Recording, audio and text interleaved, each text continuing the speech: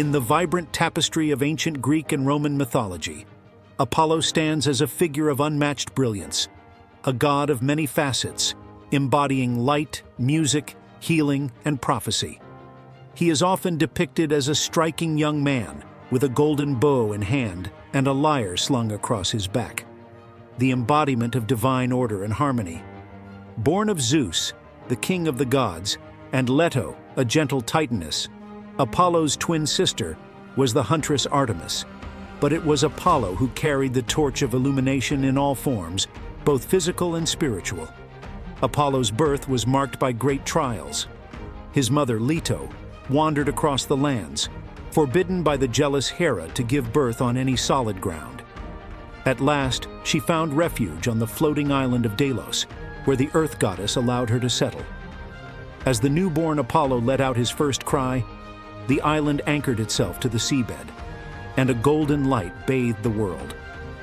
From that moment, the sun became Apollo's companion, rising and setting in sync with his eternal radiance. As the god of prophecy, Apollo's most famous sanctuary lay at Delphi, a place where mortals from all corners of the ancient world would journey to seek the wisdom of the oracle. Perched on the slopes of Mount Parnassus, the oracle of Delphi was said to speak directly through the god, offering riddles and insights that shaped the fates of kings and commoners alike. The Delphic oracle's cryptic words guided empires, ignited wars, and carved peace from chaos. Yet Apollo's talents stretched far beyond his role as a prophetic mouthpiece.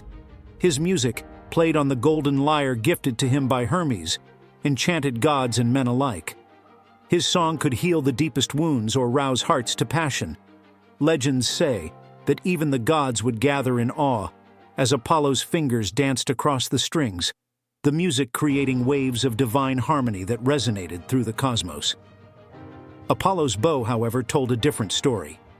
He was not just the god of light, but also the god of plague. When angered, his arrows were said to carry pestilence and destruction. During the Trojan War, it was Apollo who, in his rage, sent a deadly plague upon the Greek camp to punish Agamemnon for disrespecting his priest. With one hand, Apollo could heal the sick, and with the other he could bring cities to their knees. But for all his might and beauty, Apollo's story is woven with the same threads of longing and heartbreak that so often define the divine. His pursuit of the nymph Daphne, the daughter of the river god Peneus, remains one of the most tragic tales in mythology.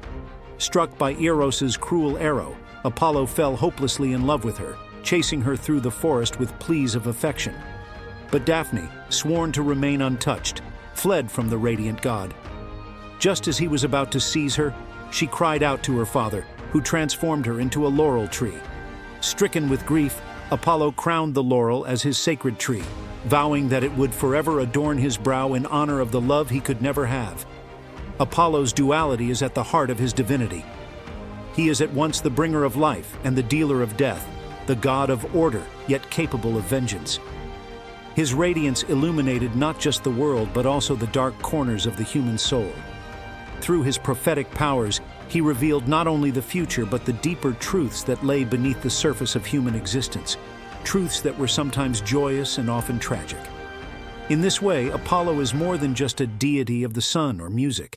He is the god of balance, a force that binds the opposing forces of life and death, love and loss, chaos and order.